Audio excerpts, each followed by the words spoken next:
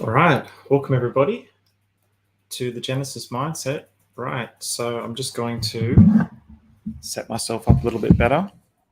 I've never done a live stream. It's a little bit dark on StreamYard, so I'm just going to make some adjustments to kind of fix the lighting. All right, so as you may or may not know, this is the very first live stream that I've hosted. So I did do one with Adam from Vibra Finance, which I really enjoyed. Hoping to get back with Adam very soon, actually.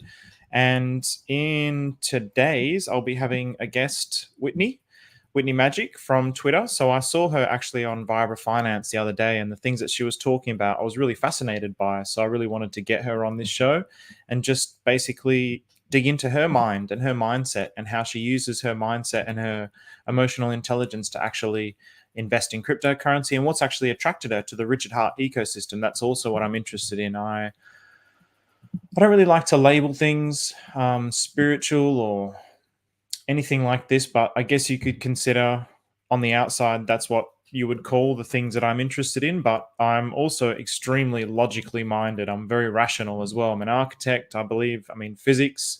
I was just saying yesterday when I had swine flu in my motherland of it was actually just outside of Macedonia. And I had swine flu, so I couldn't go to Macedonia. So I was bedridden, and I ended up reading a book on string theory. I was mentioning this yesterday. So I believe all those things, science and spirituality, is really just two sides of the same coin. So I'm really interested in it from a really rational, logical perspective, but also because I do believe that this consciousness, this thing that we see in the universe that we don't really fully understand, is actually really part of everything. And it's the greatest thing that there is, actually more important than anything else that I can possibly think of. So, okay. So now just give me a second. So we have two people. I want to actually see. I don't even know how to bring the chat up. So let me just flick around some buttons. I've got hide chat and then in full screen mode. Oh, maybe because I'm in full screen mode. Let's see. Comments. Oh, here we go. Okay. So we got Orez. Whitney's here as well. Okay. All right. Whitney's there. Okay. Add to stage. Let's get it started. Ultra Harbor Mecca. Good evening. Fantastic. All right. Let's bring Whitney in. Hello. Hold on one sec. Hello, Whitney.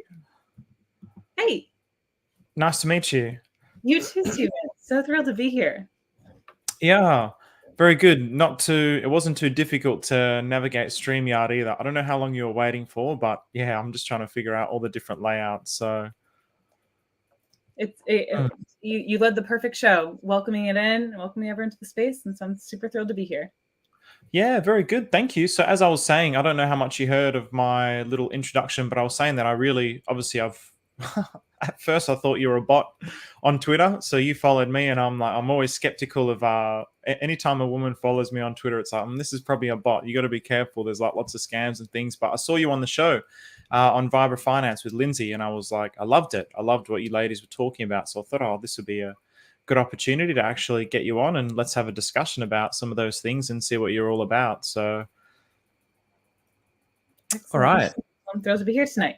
So, good. So first, Whitney, just tell me what you're all about. What is it that you do in cryptocurrency? Just tell me about your own little journey and your experience with cryptocurrency so far and what's attracted you to cryptocurrency. So more of my origin story with this? Yeah. Okay, cool. It was nice to hear your architect background, because actually my background was as a civil engineer, specifically construction engineer. And so that's kind of where things began with me, is like my mind is very engineering like oriented. But in particular for myself with crypto, the engineering world wasn't working for me. And so at the very, very start of 2020, in January, I ended up leaving my engineering career really with like a big burning desire of wanting to understand, like, what does a dollar mean to me? And I kind of brought that curiosity with me as I was leaving America, and I was leaving the corporate world, and I was also leaving a relationship, a mentorship. Like, there were numerous things that I was leaving behind, and I was just kind of going into and choosing a different pathway that I wasn't sure where it would take me. And I ended up leaving Washington, D.C. and moving over to Bali, Indonesia in January. of 2020. And with that, I landed in Bali and realized I was like, whoa, this is a life that I really want to live here. And I don't know where it's going to fully take me, but I've left this engineering gig and I want to restart my life and figure out where it's going to take me. And so it just so happened to be that within the first week of landing in Bali, I ended up meeting a friend who spoke to me about finance in a way that I'd never heard of before. And it was so refreshing to me, where I was like, wait, this is how the world operates and this is how money flows. Like, why has no one ever taught this to me before? And blockchain, wait, what is this thing? And so anyways, this friend had been speaking to me about crypto and just the failing financial system in a way that like sparked my engineering mind. It just sparked all my curiosities in a way that I was like, I have to lean in and actually understand this stuff. And then also align myself to the future, because clearly like the system that I was leaving and the bubble that I was in America was not serving me and was not part of the future. And so that was really like my first taste and my first touch point to crypto. It just happened to be that in the next few months, I was chatting with my friend and was like, hey, I have this retirement fund in like the legacy system. And he was like, what? You still have this here? And I pulled my retirement fund out. And that was the part that first started off and helped me fuel crypto for me. And so the 2020 cycle served me well. Cardano and Hex were my two big moves. And because the engineer within me is really just like, I want to spot science here. And that was just like, what's that? Just agreeing. Yeah. With Cardano. Yeah. And also the timing of the market back then. So that was like probably August 2020. I bought in at 5.5 cents. It was just like, wow, this is too good to be true. And it's so undervalued. So yeah, I got super grateful just of when I was introduced to crypto, and that I also had like a mentor to help me through the process. And I spent most of 2020 in like a deep financial sabbatical, living in places like Bali and in New Zealand, and really trying to unpack my relationship to myself, the world, and also like relearning what my relationship is to money and this crypto thing. So that's just like the very beginning, but basically I've just been bit by the crypto bug, and now I help other women, specifically conscious women, get into crypto and build financial freedom for themselves and shift their relationship to money. I love it. There's so many things that I could ask within that. So first I just want to understand, what is it then that attracted you to the Richard Heart ecosystem? I do have to, okay, so initially it was Hex. And I have to say, when I first was introduced to Hex, so that was from my mentor, this friend who spoke to me about crypto and about finance, and he had been helping me throughout the process. But when I was first introduced to Hex, there was a part of me that, as an investor, I was very emotionally beat up, because we were playing around with options contracts earlier that year. And so when my friend had introduced me to Hex, I honestly was so beat up that I was like, I just need to stay in this Cardano thing, and I'll like put a cheeky 4% of my portfolio into Hex, and I'll just see what happens to this. I'll stake it for a year and a half, and like see where it goes. And sure enough, I watched that little bit turn, like at 4% of my portfolio turn into 20% of my portfolio. And I was like, this Hex thing, it's really up to something. And then watching it grow and having some stake in the game really helped me then learn a little bit more about Richard and more about the ecosystem. And I'm like, okay, there's something really cool about how his mind works and how he's spotting like change, and like from the psychological movement too. I was like, there's something about this man that like he has a lot of game theory things down, and also has done a really great job at architecting community in a way that's really cool and really refreshing. So I felt like Hex was my little introduction. I didn't get super obsessed with Hex, but I became super obsessed with Pulsechain. I mean, like, first off, the layer one, the problems that it solves in the sense of like how it's helping ETH reduce the fees, all these things, that really drew me in as I love innovation, but more than anything, the decentralization of like our community, of the values, of the passion of the community. I'm like, there's so much to it, even on a spiritual sense. When I take a look at like the consciousness of the network, that's the stuff that really keeps me like so hooked and so excited about the future that is coming with Pulsechain today. Okay, let's dig into that. I'd love to dig into that. What do you mean, well, from your perspective, when you say the consciousness of the network? What does that actually mean to you? How do you perceive that, and what kind of sense are you getting from that? Yeah, great question. So this is something that I personally don't know of anyone who talks about this. This is more of like my niche thing. I've mentioned before to other people, like I'm a channeler. I tap into the Akashic Records, which is a spiritual, it lives in the 11th dimension. And I just pull information from the quantum field, in short. And so part of what I've been doing with crypto and investing has been looking at these networks, like, because blockchains systematically, like, they're systems of the world. And the problem that we have today in the global world is that the financial system is outdated and we have a systematic problem. And so when we're looking at systems, we also have to then take a look at the systems that are coming in. So I think we can all see that the old system is outdated. Consciousness wise, it's low. It's the power is centered around a few people. It's corrupt. People no longer trust the existing system. And I think that's why we feel so much chaos here on Earth right now.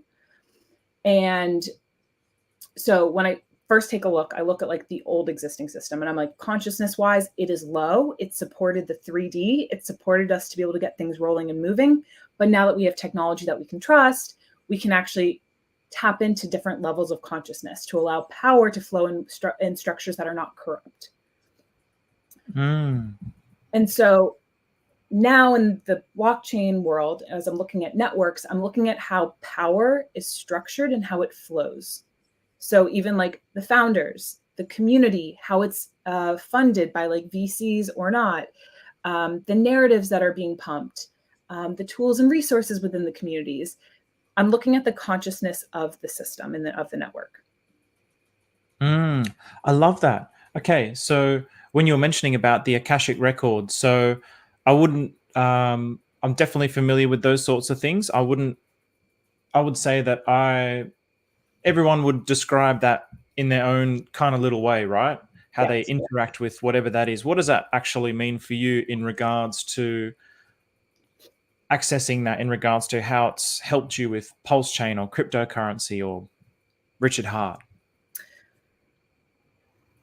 For me, it's been first and foremost about truth. I love seeking truth. I had someone describe me the other day as a truth seeker and trying to understand the meaning of life. And I think that's kind of spot on. But in the meantime, it has got me to explore what truth does feel like to me. And especially now in the world where we're in the information era, I feel like a lot more people are seeking that truth and they're not sure where they can find it. But for me, what always feels like truth, or what frequently feels like truth, is the Akashic Record. So that feels like source to me. And so I get to go into the record hall, and because I have trained my skills and my intuitive abilities to access that information, I get to explore and play within the different levels of truth and just bring like my curiosities, my questions to the space to be like, hey, I want to know about this. Like, I want to know this about the ecosystem. I want to know about how this relates to the collective movement on Earth. I want to understand like how would this either support or not the growth orientation? Would it help scale people on? Would it not? And so basically I get to bring questions to just explore different levels of energy, which in my mind, I'm like, information, truth, it's all just a form of energy, and I get to go to source. I love it. So then, when you're asking these questions, it's about how you then feel as a response to that question, which you kind of use to navigate yourself towards the truth, right? Is that kind of... Yeah. And I can keep like the difference. So like for anyone who's not familiar with this stuff and with channeling, I mean, I wasn't familiar with it until I genuinely got to receive some of it from a channeler and then got to experience it myself. a lot of this information is received intuitively. So it may seem for people initially, if like you're very logic driven, a little bit crazy, because it's like, oh, I'm seeing something, or I'm hearing something, or I'm feeling, or just have a knowing. And for me, a lot of the information comes up quite clairvoyantly, which is vision oriented, and they'll show up a lot of times through symbols. So if like a symbol pops up in my mind, where like for me, like a big symbol that frequently pops up when I'm channeling with crypto related stuff is seeing, like in particular, Pulsechain as this white light grid of the future. That's something that I've seen. And then I get to like unpack and ask questions about, hey, what is this symbol actually showing me? How is it interpreted? Is it here to help support the future? How is it generated? Who is the founder? And like, how does the energy of the community layer into it? And so I find a lot of this information comes up through symbols, and then you get to interpret it and ask it questions, and then come to different levels of truth. I love that. I think each day that goes by and each new layer that gets added into Pulsechain, and now as well, there was apparently a bit of an attack on the bridge. And it's like, with the whole thing with the SEC, and really when you see that old world, so it's really the old versus the new. And this, I feel, is really part of the new. I don't necessarily think, oh, the new financial system is going to be like Pulsechain is going to be running the world. But I think the principles of the code that actually run this ecosystem will actually be something that's going to really direct the future of abundance in this new financial system. And I think there's a lot of people who have this kind of intuition about it, that they don't really know what it is, but there's something here that's different and better than what's out there. So really, just briefly, I just want to mention a few people in the chat here. So we got Hex Holmes. So mindset and psychology are the most important. So I can show this on the screen. Most important things in crypto investing, more so than FA and TA. So yes, my buddy Hex Holmes. So he's one of my old university mates. Follow him on Twitter. He's got some awesome stuff going on there. And this is something that we're regularly talking about, mindset and psychology. And I think that this is something that you're really interested in as well, Whitney. It's more than just reading charts. Like there is something, I would even ascribe like mindset and psychology also with the intuition, like all those things, and the way that you feel about something, I think is really very important as well. And I want to ask you about that in just a moment. And then we got a comment here from Ultra Hyper Mega. So long-time supporter of the channel. Thank you, Ultra Hyper Mega. So I always see your comments. Thanks, man. So the old system is ready to go down for sure. I'm done with 3D. Pulsechain and Hex will be attacked by 3D because they know it's the way. And yeah, this is what we're really seeing, isn't it? So so on that then, how does that actually make you feel in terms of this growing awareness that the old is really starting to try to take down the new? How does that make you feel? How does it make you feel in the short term? We're seeing really prices are being suppressed in the ecosystem. And how does it make you feel in the long term? Excellent question. I think and also as us as investors, we have to be able to see the full picture to understand what we're signing up for journey road-wise, but then also understand the movement and the change that we're creating in the world. So for myself, short term, it's like, it's a given that we've had to experience the SEC pains, which I would say like, yes, it's been painful to price, but collectively, like this feels more like long-term growth. Like, yes, the attacks on the old system are happening, but ultimately our network and our community has been using it as fuel as how can we become even more decentralized with this? Like, hey, you guys want to give us the SEC stuff? Okay, now you're sparking us to actually make growth and make change. And so like for myself, and I'm sure for many of us that are in crypto, like we experience these pain points in life, and these pain points act as fuel to be like, hey, I want to generate more freedom. Hey, I want to like leave these systems and I want to align to this. And right now, the SEC stuff, as painful as it is, it feels more like fuel for us to align to the new earth and be those leaders of like, this decentralization has never happened before in another network. And like, that's why we are here. So like, yes, the old system is attacking us, But in response, we're like, that's fine. Like, we're like the growth junkie, like the growth oriented human being, like our network, and we want to become as resilient as possible. So, like, what do we need to do to become that resilient? And truly, we've all bonded together in this way that has been beautifully surprising me. And we've upgraded all of our technologies and our system to operate in a way of even more decentralization, and more people are turning on their mics and more people are building. So it's like, for me, I'm just like, yes, the old is attacking, of course, because that's all they know. But we, as the light, are just rising up in this way that is all being built in a way that is so necessary and fundamental for the future. And it's, for me, it's like a fact. The truth always wins. That's what makes it the truth. So the old, it's undergoing this process of like trying to hold on to what it has, but it's not founded in the truth. So eventually it's going to collapse. It's not real. It doesn't actually, it doesn't work. If it worked, then there wouldn't be any of these problems. There wouldn't be a need for a solution. So every new solution is directing us towards that ultimate true system. Would you agree with that? Yeah. Yeah. I love what you just said with the truth. Like, it's not true. It's not real. And also, like, hence why the old system, they feel so threatened. And it's like this crypto witch hunt in the SEC right now, because they don't know what else to do. They're like, our power is being lost. We're going to like fight against these other ways because that's the only thing we know. And they're all trying to grasp for their like last final like saving grace.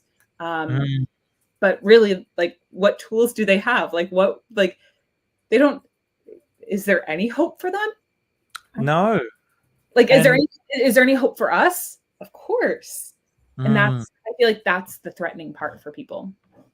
Totally. And, 2 points on that. One, can it even get to a point where we don't even need, like, for example, my friend Hex Home. So if we get to a point of creating this completely decentralized ecosystem where we can trade our Hex and our Pulsechain for goods, just as one example, then we don't even need to be connected to the outside fiat system in a way.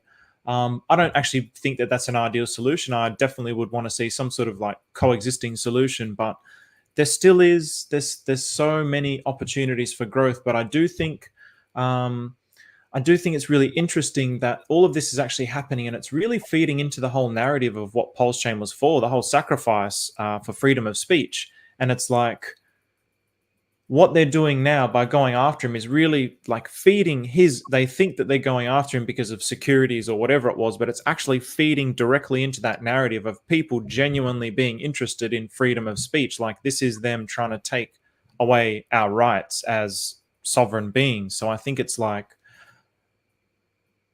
it's almost like they're shooting themselves in the foot and they don't even realize it. But there is going to be pain for us along the way. Unfortunately, that's just how it's going to be, I think. So, How have you, I'm going to flip it back to you. How have you been feeling with this process of, like, yes, we're early adopters and we're innovators. How has this been landing for you? I suppose I'm very much the same as you, in the sense that I follow my intuition and my heart, but I wouldn't even say I follow those things. I just, even my mind, and trying to like find that balance between what I feel is the truth. And I really do feel like cryptocurrency is access to that. I was always like,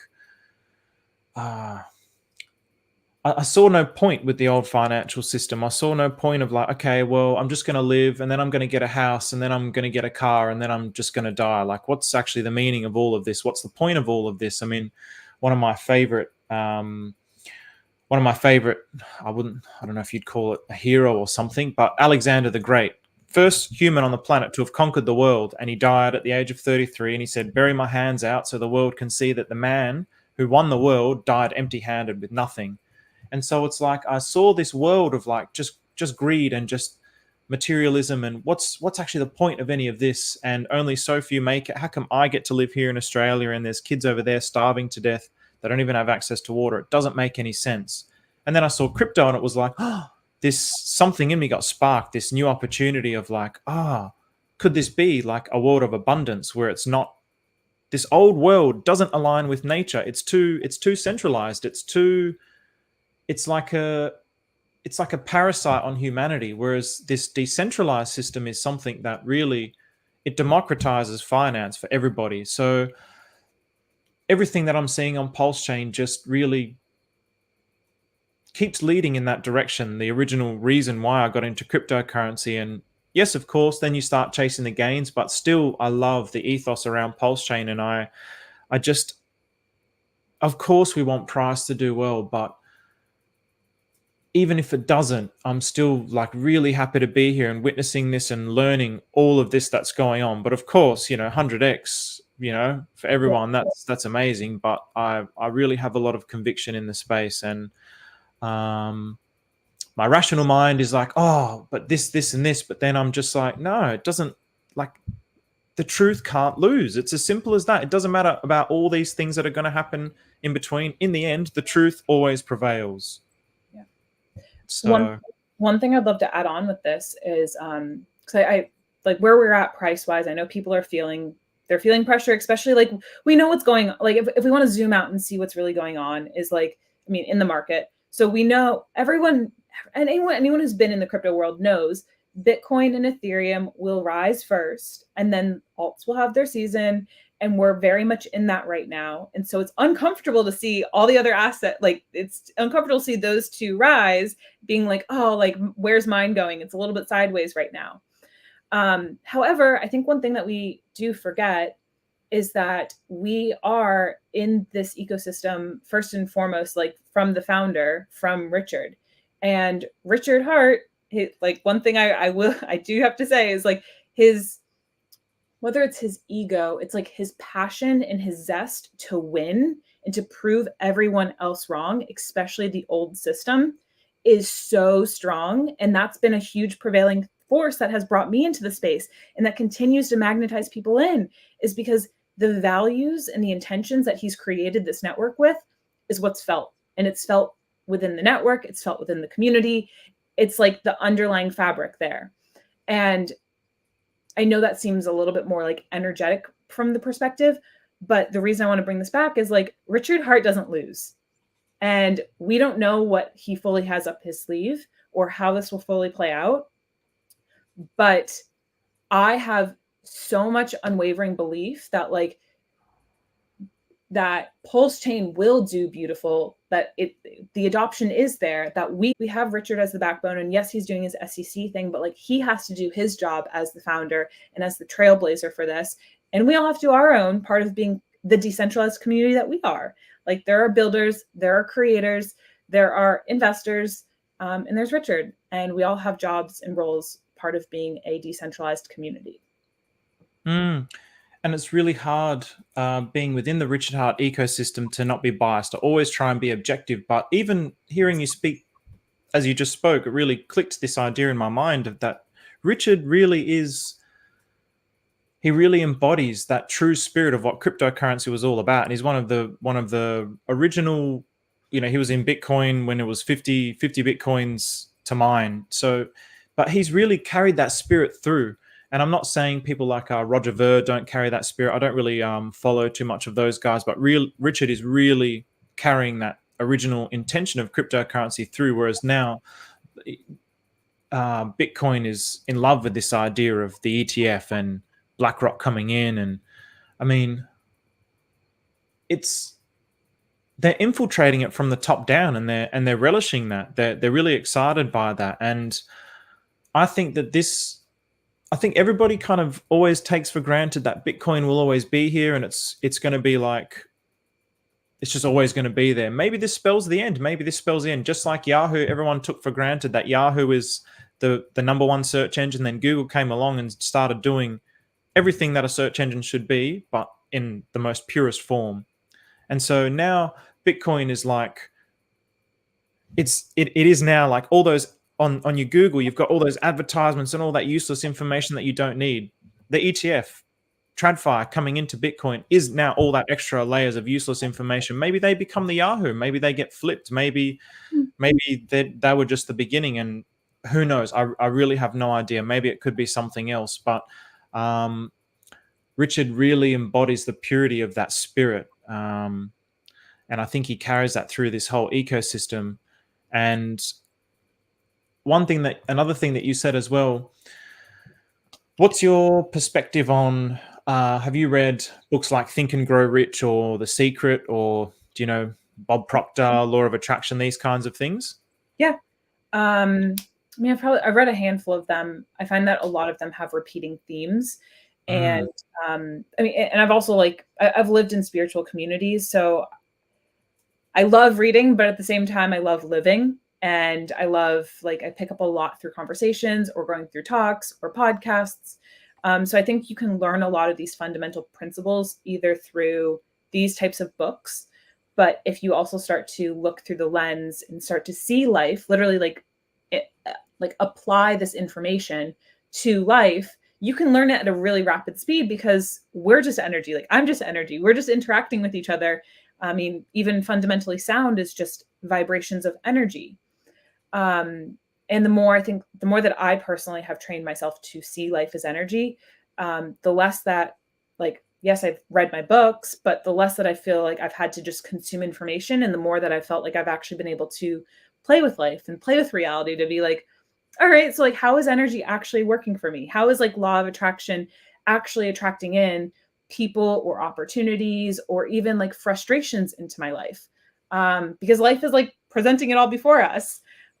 So yeah, I very much have loved this stuff, but I also have to remind myself, it's more fun to play with life rather than just to stay in the theoretical text of it. Totally.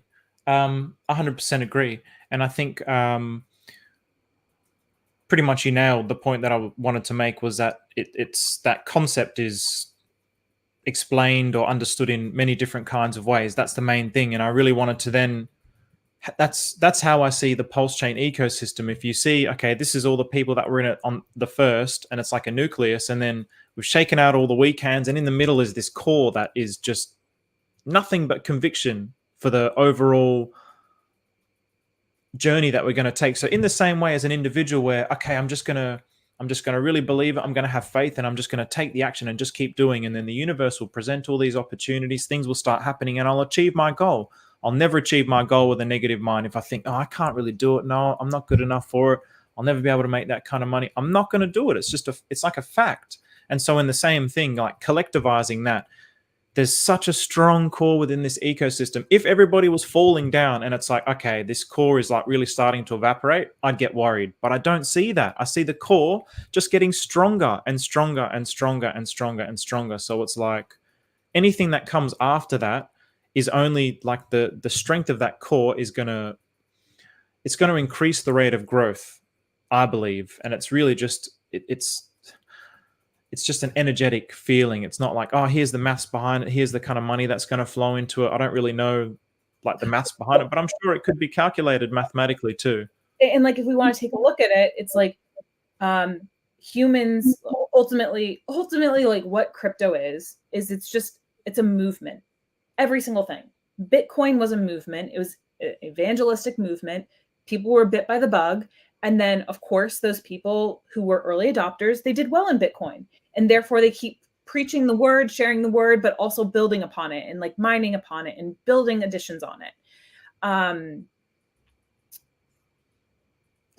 Anyways, I could go down a lot of rabbit holes there. But the same thing goes with what we're building, and ultimately begins with one person passing the torch to the next. Richard has passed it along to us, and then whoever onboarded us, they pass the torch along to us again, and then we pass it along to other people, and we're building this collective movement of just passing the torch along to other people, being hey, did you see what I see?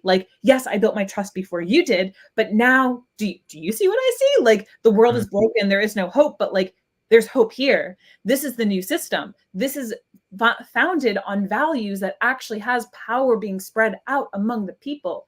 And it allows us to be able to grow and scale long-term in the world. And we don't know who else is going to see this or how else this is going to happen. But now that the system has been built, it allows for the energy to be able to flow within it, being the people, being the economic energy. And we don't know what or how people are going to give life to the system, but the values, the system, the structure, it's all there. And as long as that's all there, our growth possibilities are limitless. And that's the part that really excites me, is like, it doesn't necessarily matter how, but like the people in our community are so passionate and so persistent and so connected that it's like, we don't know who's going to take this and really run with this or have this massive ripple effect upon the world, but it's in life. People have been bit by it. The passion, the excitement is being spent beyond it. And that means the energy can just keep scaling in the world. I really do feel like now is a really pivotal point as well, because everything else, I mean, as you mentioned before, we've got Bitcoin, Ethereum running, but still there's other things popping off. And I've got people messaging me like, oh, why isn't Pulsechain popping off? Or, you know, why did everything else go up, but we went down? And it's really just another test. It's like, the time, I do believe the time will come. You can never know. There's really there's no way to like 100% know. Actually, I will ask you, if you believe, like, okay, by accessing the things that you can access, do you believe that in that there is 100% certainty? There's no, like, I can say with certainty, with conviction, everything's going to be fine, but there's always still in the back of my mind this 1% of rational being that's like, well, you can't truly know the future. That's what makes it the future. As much as you can have a sense for it. I don't know. What's your perspective on that? Yeah, I agree. I mean, there's anyone, this fundamentally comes down to, do you think life is, do you think there's free will or it's predetermined? Personally for me, and the way that the Akasha has connected with me and my teachers from that, we all have free will. We as humans, there's infinite timelines in the future, and we are all collectively and individually making one decision after the other. And one decision is just unlocking different timelines. And so the same thing goes with this, with our network, is like, there's so much, and this is why I like to look at, as an investor, how much potential is there? And what are the different things that could tick? So like looking at, on the tech side of things, like liquid loans, Power City, looking at these different people who are continuously building upon things. I love to see those as little touch points of like, see, look at the different growth potentials. And this is just the beginning. So the how, we don't know how. Collectively, I don't know how. I don't know if anyone else knows how. But I do know that there's enough growth potential here in a way that is just, it's in full body alignment for me. And then I also have had to remind myself as an investor, like, if we're playing this game, we also just have to make sure, like we're emotional beings, that we just manage our own risk and how much we feel comfortable with in this ecosystem, because we are playing a long game, and we're playing a unique game. And so some of that may look like sprinkling things here and there, so that you as a human can go out into the world, still feel radiant, still feel safe and secure, and not feel like your crypto or your finance is under attack when like there's a drawdown, or when something happens with, as the websites are being built up and like things tweak here and there. Like, if your investing makes you feel uncomfortable and takes away from your life, like maybe you have to go back and just reflect upon your strategy a little bit more, so that you as a human can go out and be and connect with more people and bring more people into the space. But also, like, you can just be and still grow and still play this game. Like, ultimately, this is a long game that we are playing. You said body alignment. You're in full body alignment. What do you mean by that? Interesting that I said that. I don't remember that. I know it came out of me. Maybe I misheard. Was there something about alignment? I thought you said body alignment. Yeah, no, I think I did say body alignment. So I like to see it as like mind, body, spirit alignment, and like tie in emotions as well. But if, like, we all know the feeling of, I mean, personally, I know the feeling very well of being overextended in an investment, or another example is in a conversation with a friend or with someone, like you say something that's a little bit too edgy or a little bit too bold and blunt, and you notice in your mind like the frequent playback of like, oh my God, how was this landed? How did this hit for people? Oh my God, oh my God. And you keep playing it back, and it's to an end that almost feels endless. I would say that's an example of not being in alignment. And those are the things that kind of suck away energy from our life rather than give it. And so part of this investing game is like, I know that I'm signing up for very risky investments because also like I love the growth that comes with it. I love building the new world and the new earth. And I also love, like, I love every part of it. But to do that, I also know that I have to structure my finances in a way that still has me feeling safe, that has me feeling in my body, that has me feeling emotionally sound. Because fundamentally, as an investor, if I want to break investing down, it's simply just a series of making decisions. Do I buy now? Do I hold? Do I sell now? Do I buy this? Do I buy that? It's just simple yes or no questions. And to make the best decisions, we have to be clear and in our body. Otherwise, the decision might come from an emotional reaction or from scarcity rather than the abundant beings that we truly are. Totally. And having that awareness is, yeah, that was definitely one thing that got me in the last cycle, not having that. I had that awareness, but really not, I guess, when you don't have it written down, I had a plan, but it was the first cycle that I was ever in. And Yeah. to see the kind of numbers that I saw with Hex and my portfolio I was never really expecting those kinds of numbers. And it's not something that you can really prepare yourself for until you're actually there, and that euphoria. But now you know how to measure it. Okay, this feeling of euphoria. And it's really just, if I'm experiencing that, everybody else is also experiencing that as well. It's not like, oh, I'm the only one who's having this euphoric feeling. Like, the whole world is feeling it. Twitter's exploding. Everybody's talking. YouTube's going crazy. Your uncle who's telling you cryptocurrency was a scam is asking you how to buy Shiba Inu. It's like, okay, this is the top. And I was like, I should have known. But you don't until you like come out of it and go, that was the point of euphoria, where people like Warren Buffett is like, buy when there's blood in the street, and be greedy when everyone's fearful, and vice versa. It's like, this is what they actually mean. They have this attunement to their own emotions, but they use it as a power. They use it as a power in themselves, as like a measurement, because it's everybody's feeling it. When it's euphoric, there's not going to be someone who's being depressed that their portfolio's down. They're going to be happy because their portfolio's up like everybody else. So it's really, again, it's like a really logical fact, I find. So, just want to. Did you have anything to add to that? Sorry. Yeah, I guess just one thing that popped in, because like, I mean, that's such a good topic in itself. Is just like, how do we use the emotions as data points rather than just like get stuck to the emotions? But one thing that's been showing up really lively in my world, and I don't know for anyone else who's feeling this, but I definitely, like, I mean, I'm human. I go through my own processes, and I constantly have to gut check myself around, like, am I being delusional? Am I not? Like, is this still in alignment with my vision? Like, more data is coming out. Like, does this change anything? And time again, my number one tool for me is, I mean, yes, my own mindset, but a big one is my people, my community.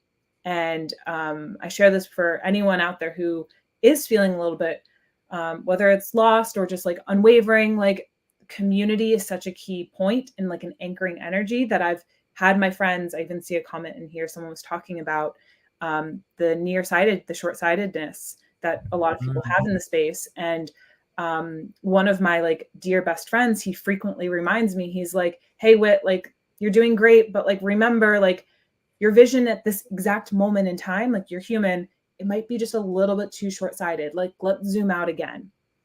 And so I frequently think that we need these reminders, because we are investing things that are edgy, and like, we are human, and emotions do come up, and doubt does come in time. And like, we have to doubt those things, but then we have to remind ourselves, like, hey, we're here for the long-term vision. We're here for the long-term mind. And quite honestly, like we've been living the hard part. We're so close from like things being easier, but we just have to remind ourselves, why are we doing what we're doing? And I think you're talking about risk and understanding your own tolerances for risk, and sort of nurturing your mind as well in regards to where you place your vision as well. Like, I think there's probably a lot of people in this space who are happy just to put, like, I don't know, 5 or 10% of their overall portfolio into cryptocurrency, because it does have that risk. And I have people that come to me and also make me question my own decisions and doubt myself. And it's like, okay, well, but you got to have that. My original thesis doesn't change. Doesn't matter what the outside information is, I'll take it on, but still my original thesis stays the same. The thing that I'm most afraid about is probably from a sort of masculine pride perspective. I don't want to be wrong. So when people come and tell me like, oh, cryptocurrencies are, it's just a scam, it's a Ponzi. And I'm just like, I agree with Somi, like everything is a Ponzi when you really if you look at the whole financial system, it's just this one gigantic Ponzi scheme. So maintaining that conviction and really like accepting it, whatever that is for you, whatever your risk tolerance is, so that there'll be people who are young who I would say, man, you got nothing to lose. Like if I was 16, working at Coles, one of the big supermarkets here, I would be putting all my money into cryptocurrency. What else was I spending it on when I was 16? Nothing. And if you lose it all when you're 16, it's like, well, so what? You just make it back when you're 17. If you're in your 60s and you lose it all, it's a different story. But I think for better or worse, just being able to accept it, like I would consider myself virtually all in on cryptocurrency, and I've accepted whether it goes to zero, my life will go on. I'll have to make some adjustments. I'll have to get a job to pay for my remaining tax, but that's it. My life will go on. It's not going to change negatively too much. There's going to be a lot of positive things that can happen with all this financial energy that I have real big visions and dreams for. And those visions and dreams is also what gives me the convictions, because it's like I'm wanting to do what I perceive to be good for the world. I'm not just doing this so I can buy a mansion or buy a Lamborghini or a Porsche, and power to you if that's what you want, but I'm not interested in those things. And I think that attitude as well is something where there's been things that have serendipitously led me to this ecosystem that it's like, whoa, where did that come from? It's not just like the universe is like directed me here. And so I really trust that and have that faith. That's why I also think like that's part of my measuring stick for the conviction in remaining in this ecosystem and having that unwavering faith, because it's like, well, I've been directed here and I really trust that. It's never led me astray. And if it does go to zero, it's like, all right, well, there was something in there that we all needed to learn and now we'll all be better for it. So it's going to suck, but yeah, we don't want that. I see it more like bamboo, like you water bamboo for years and years and years and years, and then one year, bang, it just shoots up and it goes crazy. So that's kind of what I see happening in the Pulsechain ecosystem. Everything's so suppressed, but we just keep watering it and watering it. The core hasn't changed, and then one day it's just gonna blow up. Yeah. Similar. I see the similar shoots the way that you do as well. I'm like, I think we even saw that with like the little pump that we had a month or two ago. And you could see the energy picking back up again in this way where it's like, oh, like, and then FOMO buys and like things rise in that way. But for myself personally, yes, intuition leads me in, but I'm also like fundamentally an engineer first. And so I do need the facts. And one thing that frequently, and now like I'm onboarding a lot of women into the space. And so I can't just rely on intuition. Like people are like, hey, my intuition has led me here, but like, what are the facts that keep me in this? What are the facts that help me understand like the innovation, the science, the movement, all these little pieces and parts to it. And so I've been doing a lot of dissecting of like, how do you actually spot value in the crypto world? And how do you actually measure like a crypto movement? And there's like so many different degrees that go into this. But one thing that I frequently have to go back to is when people are asking things, I'm like, hey, well, like, let's take a look back at history. Let's take a look back at other layer ones. How did they do in the first cycle versus the second cycle or the third cycle being Bitcoin? What is the growth difference? What are we signing up for? Oh, we're signing up for the potential of big growth. So we know that we may have to sit for a little bit to be able to be rewarded in that big way. And so I share this just because like yes, our intuition leads us in, but there is a lot of information and specifically history that guides us to remind us like, hey, this is very much part of the future. Hey, this is not the first time this has happened. There's a science to watching change, to the way that market psychology works, to the way that people move, to the way that price positively ratchets in like this very exponential way. Like we can literally study the way that capital and the way that people move. So yes, our intuition checks it in, but also history, energy, the way that people move, measuring innovation, measuring capital, like there's all these different factors that come in that go far beyond just like the technical analysis of charts. Totally. And even as you're studying those things as well, the numbers and the facts, they kind of feed into that sensation as well of like, there's something right going on here. There's something worth pursuing and continuing with. How do you actually go about? So you mentioned the women that you like to onboard, and specifically conscious women. How do you actually go about that process? I'm sure there's probably going to be people who listen to this who have women in their life that they want to get interested into cryptocurrency. How do you actually go about that process? Um, there's been a few processes. We're refining. I'm building a much more cohesive one right in the middle right now. But quite simply, I think the first part of it is people understanding the opportunity. So people listening, I have a feeling if you're hearing this, you already know like the opportunity is here. It is now.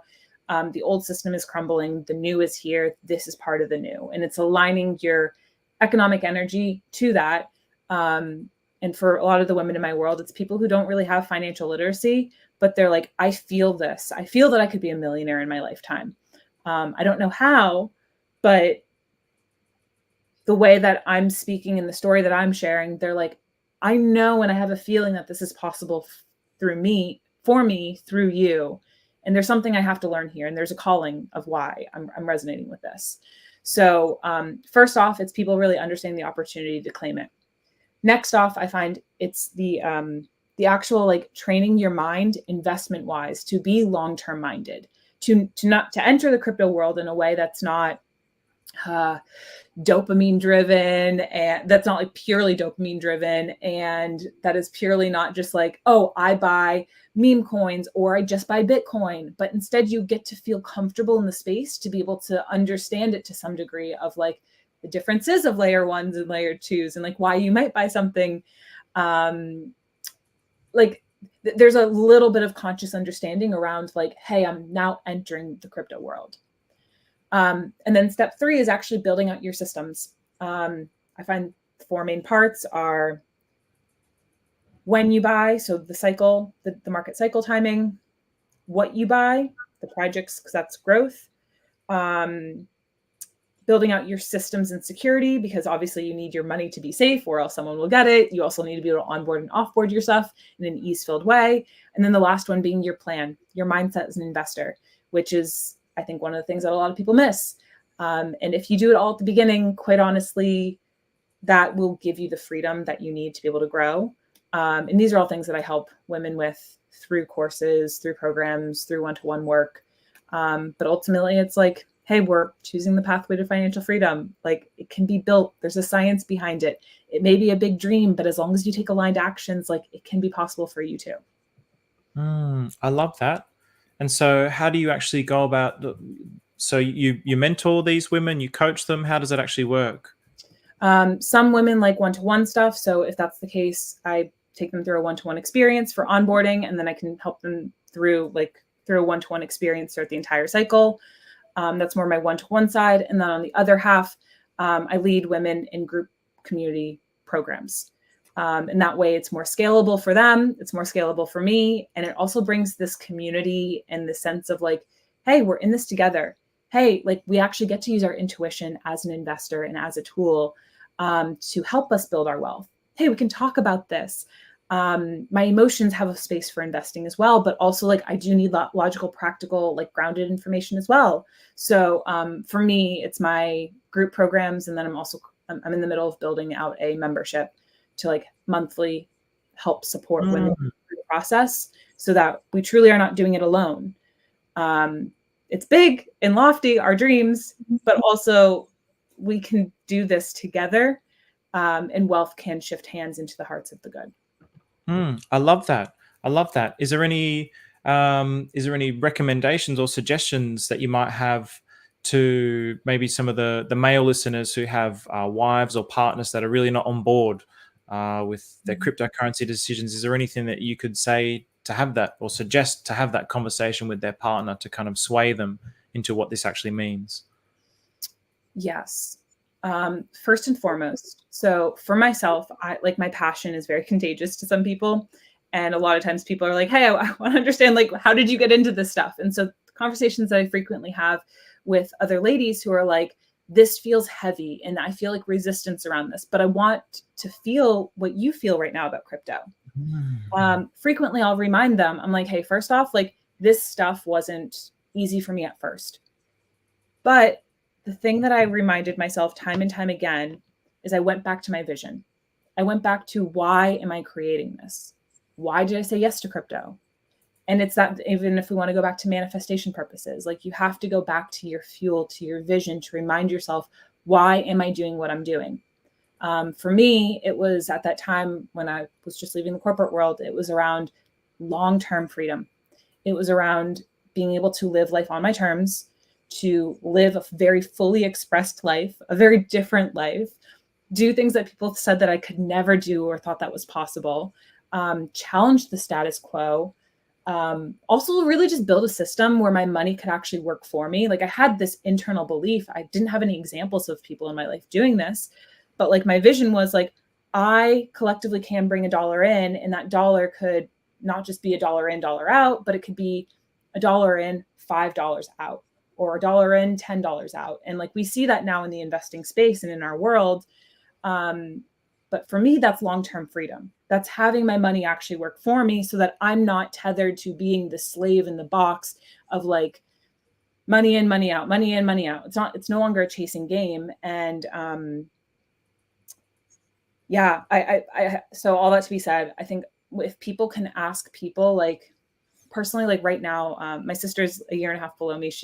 Her and I are like this, but she's going through this time too, where she's like, hey, like I want freedom from the corporate world. Hey, I want to play with you. Hey, I want this freedom. And so I've been so grateful that she's been feeling this like pain from the corporate world.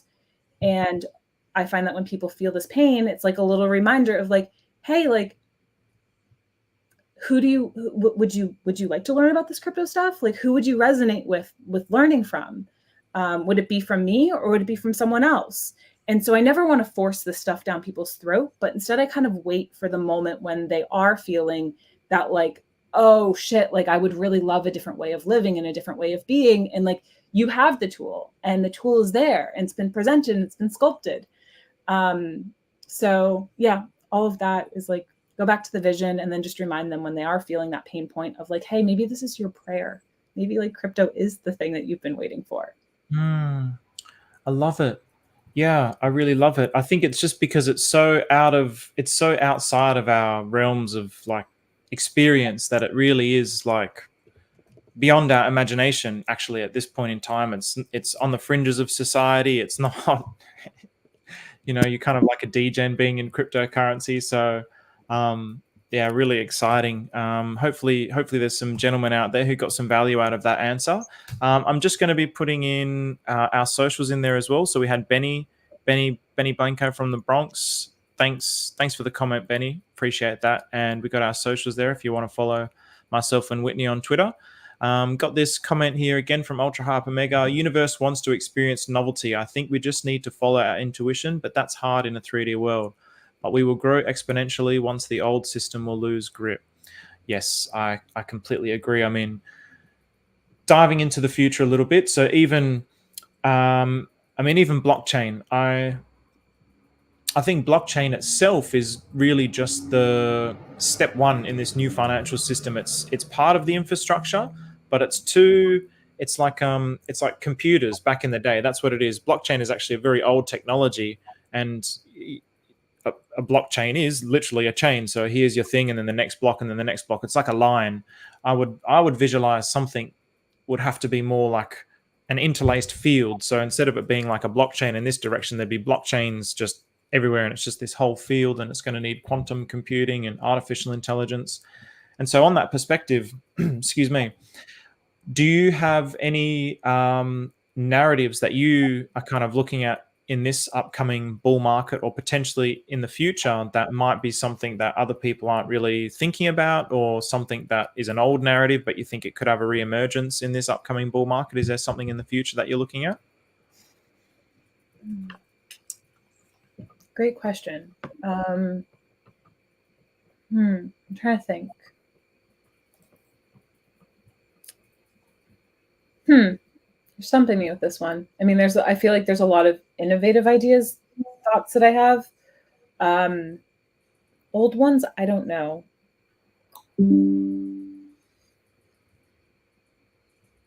I think a lot of this, it's just like, this is a matter of adoption. This is a matter of what? Sorry, adoption? Adoption, like what this cycle is adoption. I mean, I think a big thing we'll be focused on, and I'm really curious about, is more of like, how is the user experience collectively going to be shifting in crypto? So I think I have less, I have more curiosities, less opinions around how things will actually play out. But I am like, 'cause especially the user experience on my end as being an educator, as an onboarder, I have just been seeing like a lot of beginners going through this time being like, oh my God, there's so many concepts, there's all these things. And one thing I'm very excited about is, like in particular for myself, like I really enjoy talking about crypto in a way that's not super, super jargon heavy. And I think, and I really hope, and this is what the energy that I try to bring to the space, is not get super stuck in the jargon. Granted, I realize like I have to speak some jargon to some people when we're getting into technical things, but it's also like, how can we speak in enough ways that helps onboard people in a way that like makes sense to them? And I can use metaphors, or they can like pick it up, and like people are smart, they get it. But this is one thing I collectively feel in the crypto space right now, is like the user experience and how we're speaking about crypto needs to shift from a tech approach to more of a user-friendly experience, because people want this. They want to get into it, but they don't want to have to go through like the 10 steps that it takes and the 3 accounts and trying to understand and wrap their brain around it. It's not a friendly experience in that sense. I love that. I think that's a huge part of what's going to help this scale up to the next level as well, isn't it? There's even people who are on the fringes of the last bull market who maybe put money in because they just followed people they trusted, but they don't actually have an understanding or want to understand it because of the technicalities of it. So simplifying it, it's like, how do we turn blockchain into an Apple phone with just one button that everybody can use and it's easy to connect into? People have fear of MetaMask, or well, I mean, MetaMask is trash now. It's getting worse and worse with all the bug eaters that Somi's covering. But it's not an easy. You're right. You're dead right. It's not an easy user experience. So maybe that is something that we haven't actually seen. There was Friendtech that emerged a while ago, but it hasn't really. It's kind of like died off a little bit. Maybe the next big narrative is going to be something around how blockchain connects communities and or connects to outside communities that aren't within blockchain. That could be a potentially big narrative. Something like even something like X. Is there some way that you could go to X and it's like this all-in-one thing where, okay, I can click here and it's going to take me to my wallet, or I can click here and I'm having these conversations with people in Messenger and I can do my little tweets and everything, but it needs to be all in the same place, and something where, okay, well, my time is what's generating income. I'm putting my attention there, so it's giving that person tokens, or vice versa, like something that's a unique model that's outside of the financial system. So obviously, Twitter and Facebook and all these things, or Twitter now especially, you can pay for premium, but could there be some kind of like platform where it's like and there has been attempts at this in the past, but none of them have really taken off. So I wonder if that could be something that comes up in this particular narrative, this particular bull market. I'm super curious about that. And I like what you mentioned at the beginning of this, where it was like the people who've already been into crypto. And like, I'm having a lot of conversations with people these days who are like, I was in crypto and like, hey, maybe I lost money on BlockFi or FTX. And whenever they say that, I'm like, no. I'm like, well, did you claim it? And I've had some people be like, it's on my to-do list. I'm just like, oh, Jesus. I was like, you probably have lost that money at this point. But anyways, the part that I the shifts that I really love seeing is like people who have played in CeFi and they're like, hey, centralized finance, the exchanges, I get it. I trust crypto, but like now I actually want to take my crypto to the next level and I want to have this done properly. And so I do think that there will be a big split between CeFi and DeFi. And like we can even see that with the ETFs. Like the ETFs are a great tool for us as a collective crypto world, to bring more adoption, to bring more momentum. I'm very thrilled for it. There's always pros and cons to everything, but I'm collectively thrilled for it. And part of this process is though, like there will be CeFi users that will just want the easy path, and that's fine. I have plenty of people who are like, I don't want my 12 words.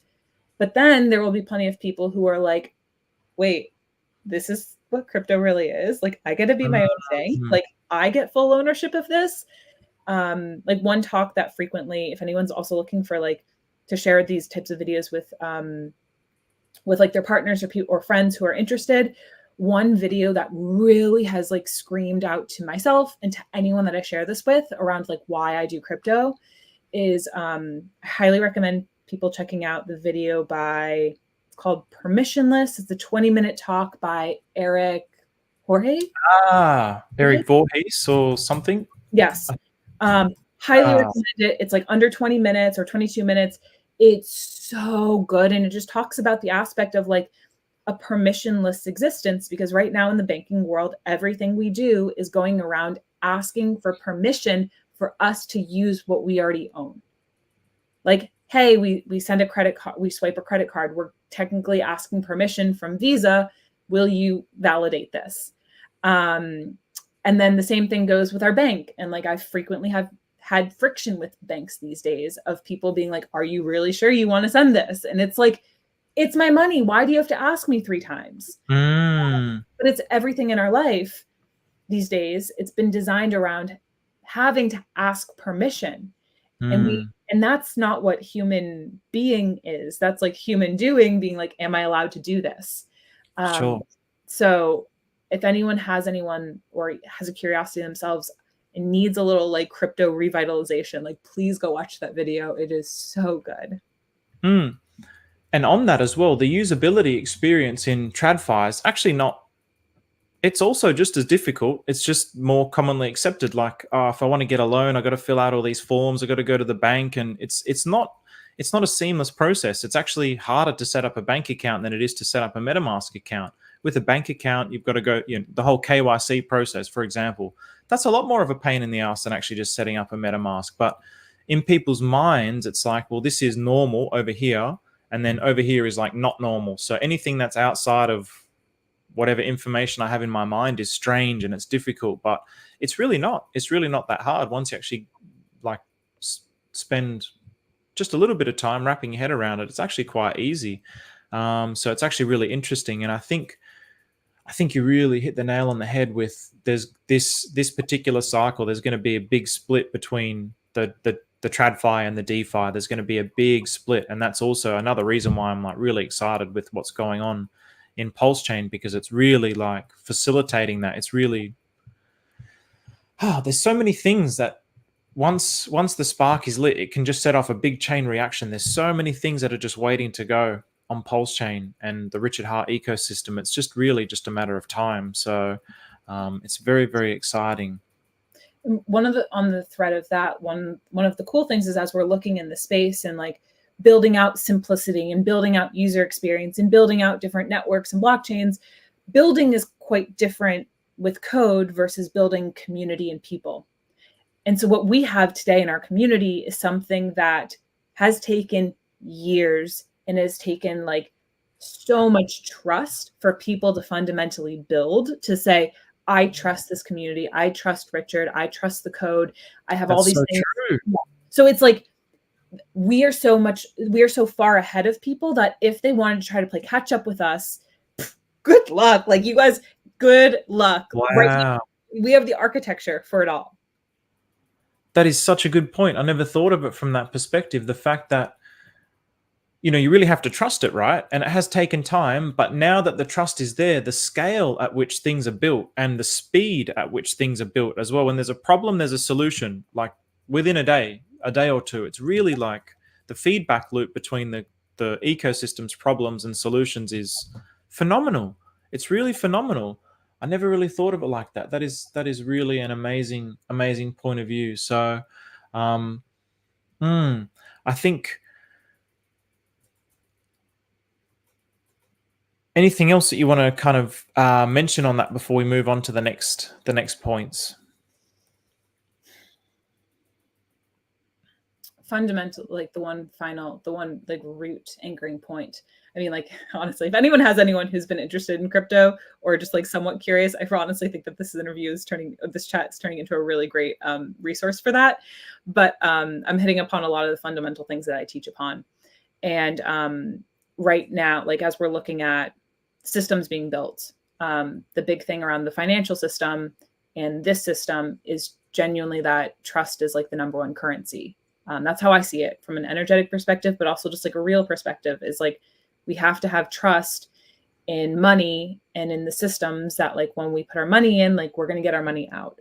We have to have trust that like Richard isn't going to rug pull us, or the code's going to work, the bridge isn't going to be hacked. Like we have to have all these things. So fundamentally, everything goes back to trust. And we can also look back collectively in the crypto world of the different ways that trust has been broken. And if you want to go just back to FTX, you can quite honestly see where the trust has been broken.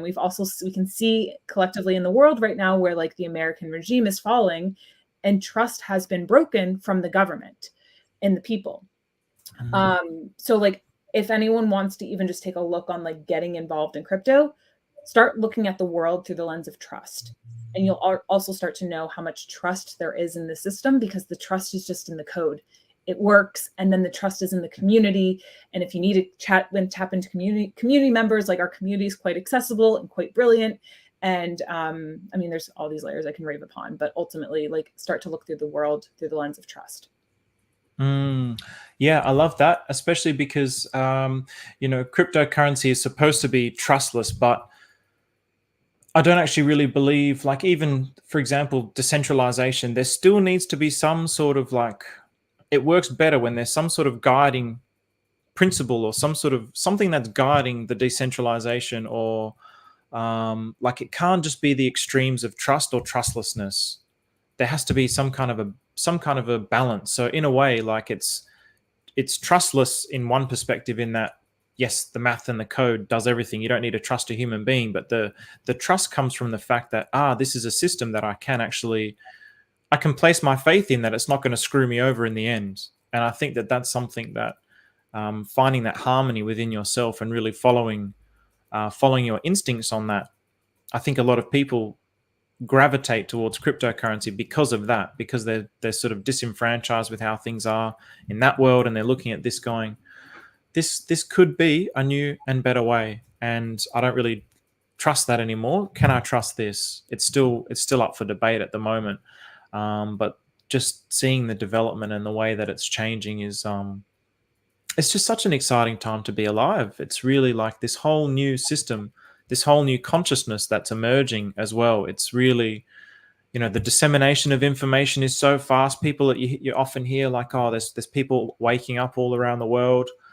It's just such an exciting time to be alive for all of humanity. We're really within our lifetime witnessing something where the future is going to be like as close as to utopia as it's ever been in human history.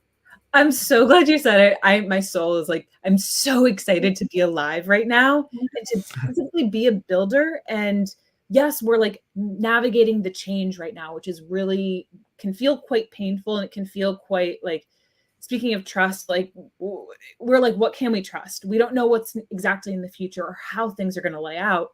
But this is also the most exciting stuff. It's why we sit down for movies. We're like, I don't know how the movie is going to go, but like I subscribe to this movie and I want to see it through. Our life, where we're like, not only is this the movie, but we as active people, like we get to create the movie and be like, oh, I want to create that thing. I want to choose that. Like we're creating the framework that is going to support the earth going forward. So like I'm all forms of excited to be here on earth at this time. Right. And that belief in that future is something that's within us. There's some sort of logic that's resonating within us that goes, there's something true about that. And so when you collectivize that and get enough people behind it, then it will inevitably grow. But just like everything, frost turns into steam eventually, but it's not just like, straight away. It's like a process. So we're just going through that process at the moment, and there's lots of pain and there's lots of suffering, and 99% down, the whole world like attacking you, saying that you're in a scam, you're in a Ponzi. Like, there is lots of pain and suffering, and I think that's just part of the process. But the future is so bright, and I'm sure everyone throughout humanity was like, oh, this is the best time to be alive. But this is really like a pivotal time, in my opinion, because all the financial system that's being built is preparing the earth for this new consciousness. That's what I believe. I believe that the new world has to be a new consciousness. We can't take this old consciousness,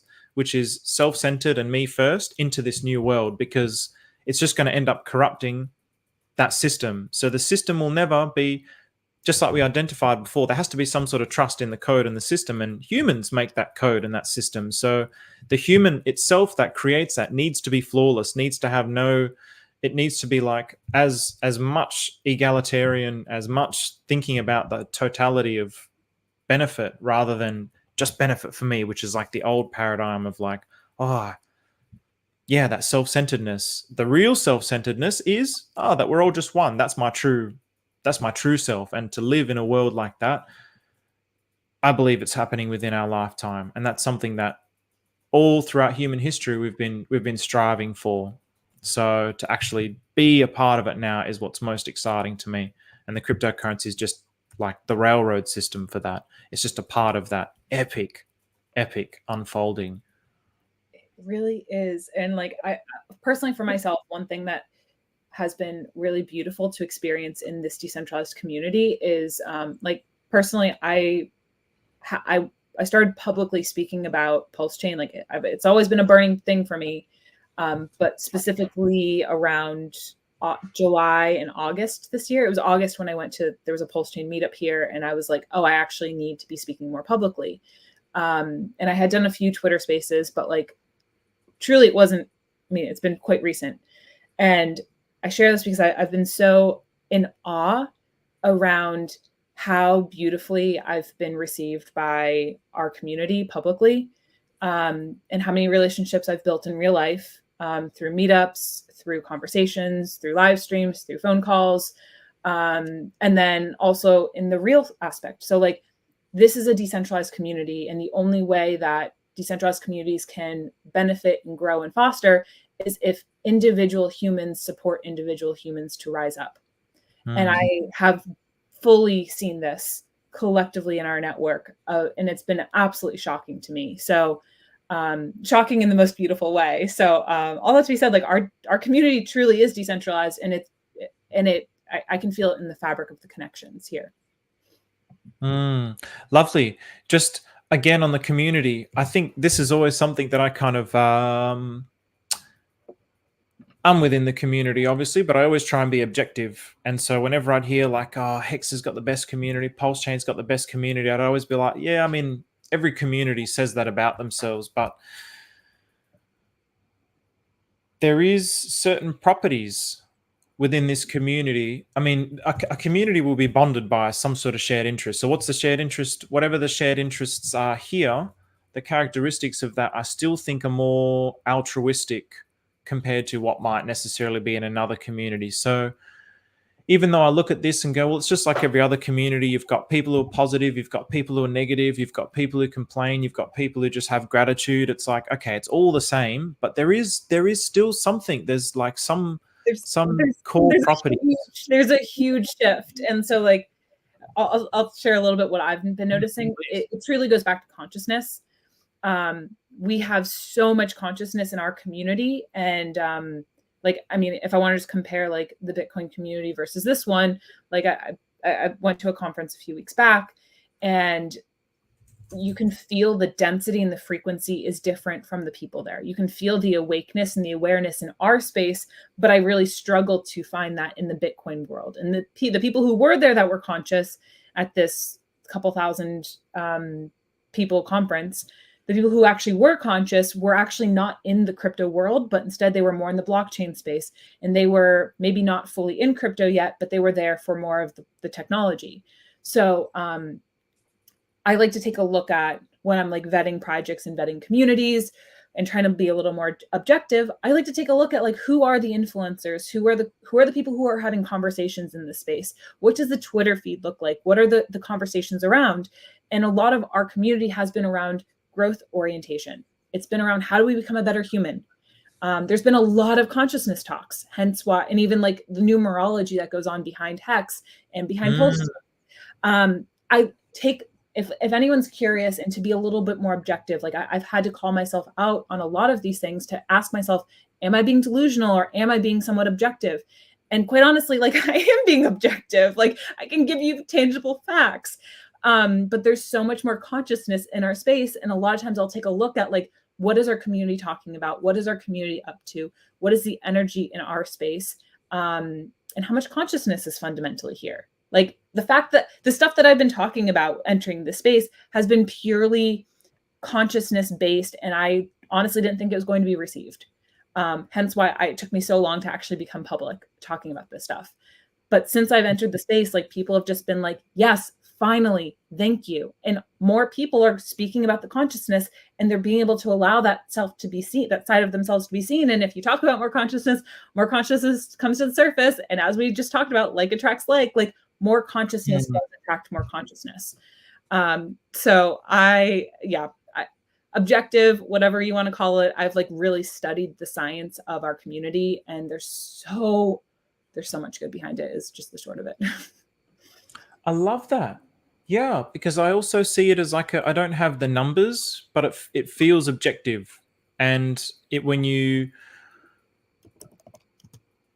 what point does the amount of like that's a fact, isn't it? When you start to see those types of conversations more here as opposed to there, around consciousness and around, like I was the same. Corey Costa said, "Oh, just be yourself," and it's like, well, all right, well, okay, well, I'll try. I mean, we've got Hex Brickwork here saying that green candles bring everyone together, and it's so true. Actually, it's so true. If you ever growing like a YouTube channel or something, if you talk about things that make people feel good, people like that, and I actually like that as well. But I also want it to be like objectively true as possible, not just hype for the sake of hype.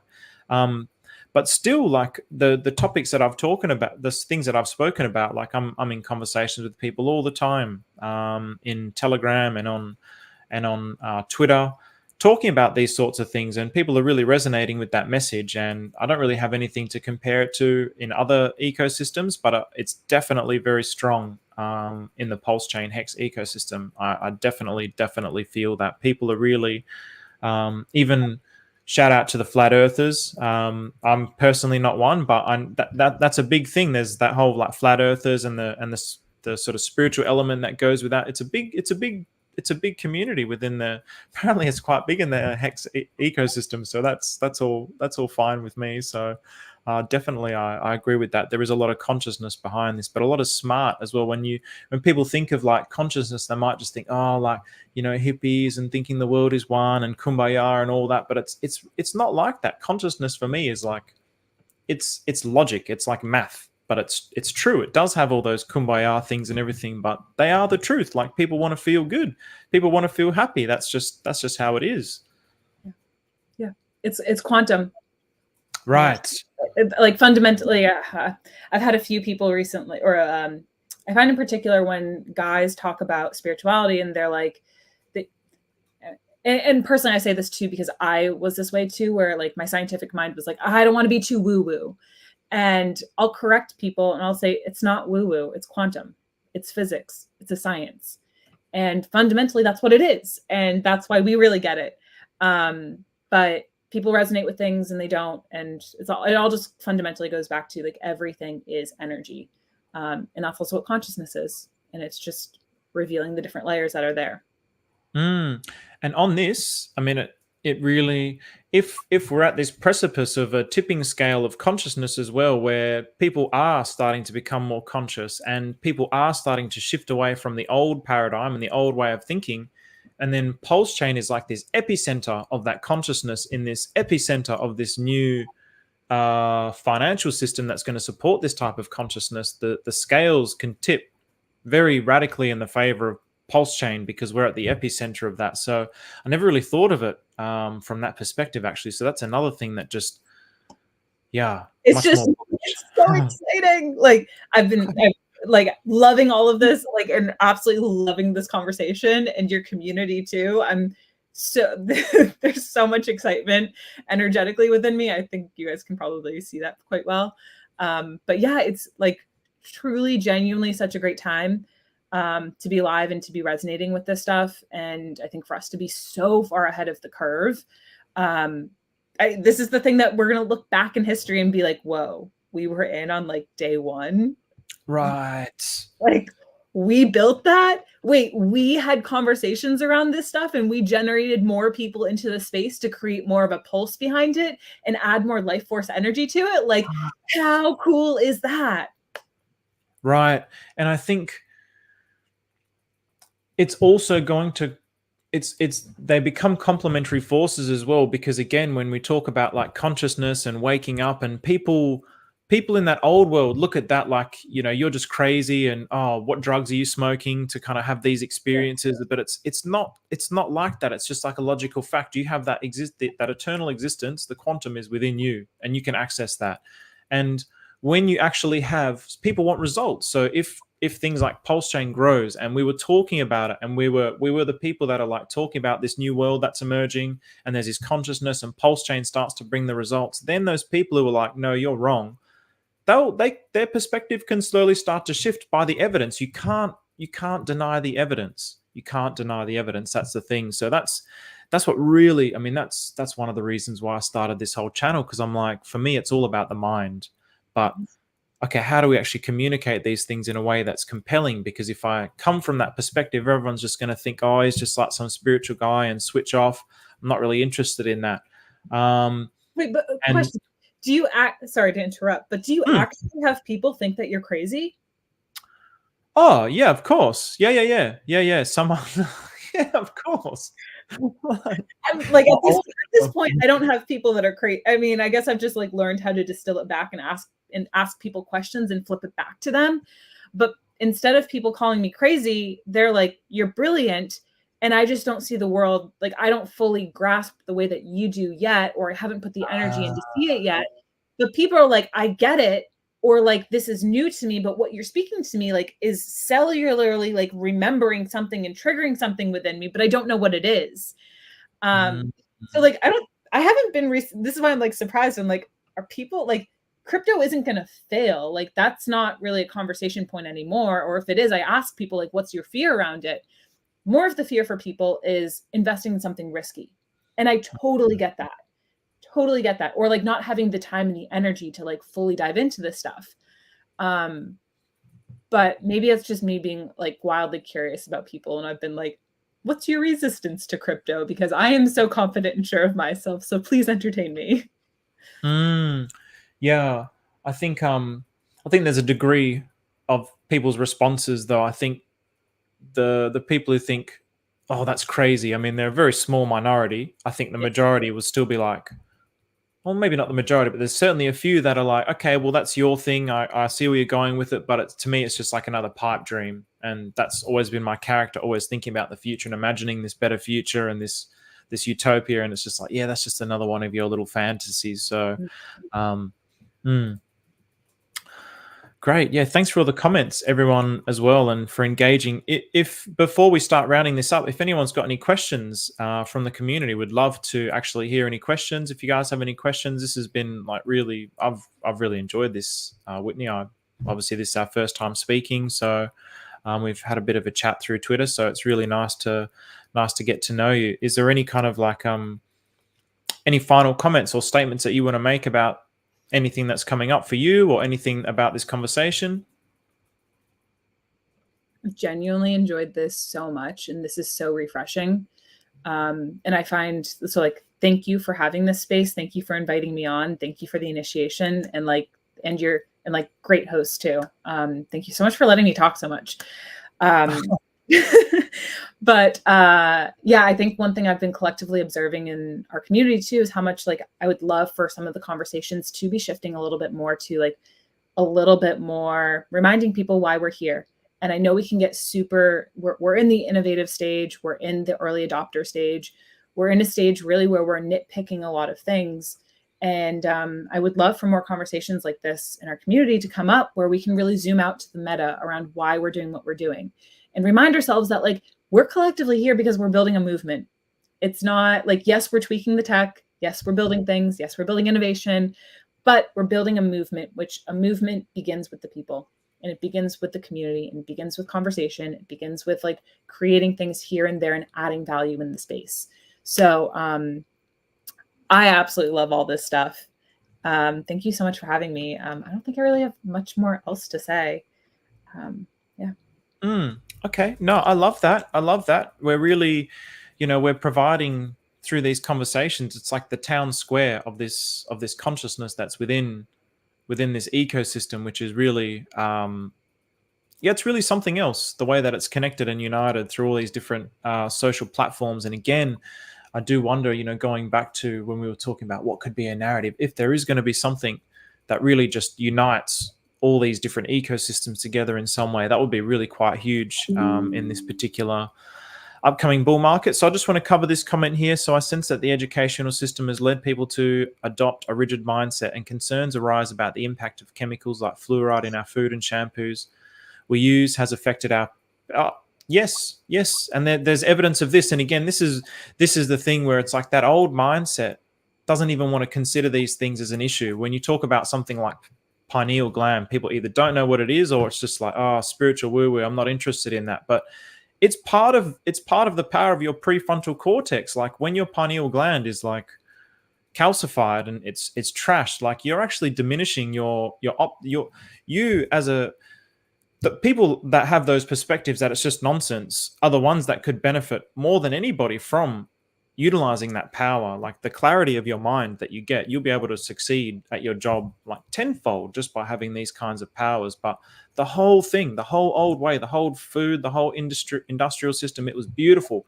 It got us to where we were, but now it's old. It's outdated. It's like Windows 95. You're not going to keep using Windows 95 when you've got, what are we up to, Windows 11. I mean, that's just ludicrous. That's kind of what we're doing at the moment. The old way, the old thinking, the old systems, and now we're on this cusp and this precipice. The whole thing is like, it's profit driven. The new world is going to be more conscious, and the blockchains can facilitate these sorts of things and getting the information about where's my shampoo coming from and what kind of chemicals are in it. And all of these things are going to be facilitated in this new world. So, ultra hyper. Okay, quick gut feeling about Atropa ecosystem from, Whitney. Yes. So do you know anything about the Atropa ecosystem? And if not, well, what have you actually heard about it? Quite honestly, I haven't done any research around it, which is, it's fine for me. I don't do as much degenning, and I've been putting most of my energy into onboarding my clients into things like Pulse and PulseX. I really like OG innovation. So personally, I have no reads on it. I've been very conscious of where I put my energy these days and just haven't gone into that. Okay. No, that's fair enough. Someone's asking, Alex is asking, does Whitney have a Twitter handle or a channel here? Can you post it? Twitter is Whitney_magic. YouTube, I'm going to be getting that up. It's also Whitney Magic, maybe one word, I forget.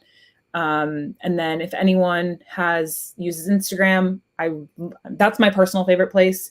Whitney.magic.crypto. I share a lot of also like personal life, but like it's a really good blend there. So that's my favorite place to play if anyone really wants to play with me. Instagram, what was your Instagram handle? Sorry.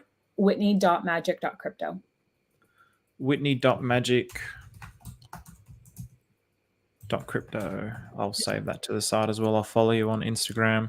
Yeah, it's hard to actually keep up with all these different platforms as well, to be honest. It really is. It really is. Yeah, it's like a full-time job. I was trying to grow across all the different platforms, but now I'm doubling down on Twitter. Oh, what happened here?